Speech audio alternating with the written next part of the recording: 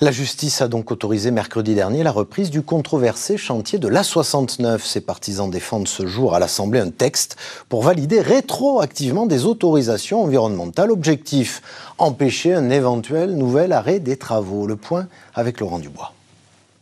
Le chantier de l'A69 peut reprendre depuis la semaine dernière en vertu d'une décision de la justice administrative. Mais la bataille juridique continue. Elle se déroule désormais sur le front législatif. Le 18 mars, une proposition de loi a été déposée par des parlementaires tarnais. Elle a été adoptée par le Sénat puis transmise à l'Assemblée le 21 mai où elle doit être votée en séance publique aujourd'hui. Le but est de valider le chantier et de le mettre à l'abri des recours juridiques des opposants. Les élus écologistes sont mobilisés contre le texte. Et on n'est plus dans le sujet de la 69 avec cette loi de validation. On est dans une atteinte grave au principe de séparation des pouvoirs.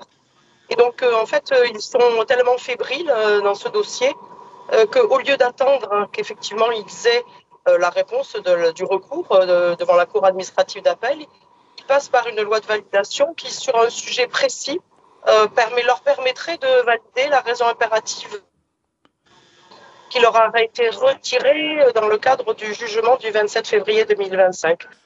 Une adoption du texte n'est pas évidente en raison d'un dépôt massif d'amendements.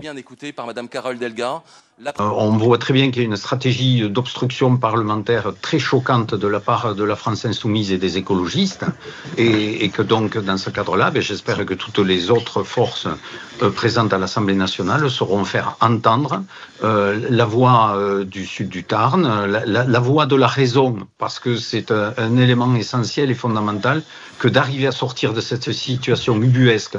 Le règlement de l'Assemblée est contraignant. Un vrai compte à rebours est lancé pour être adopté. Le texte doit être voté ce soir avant minuit.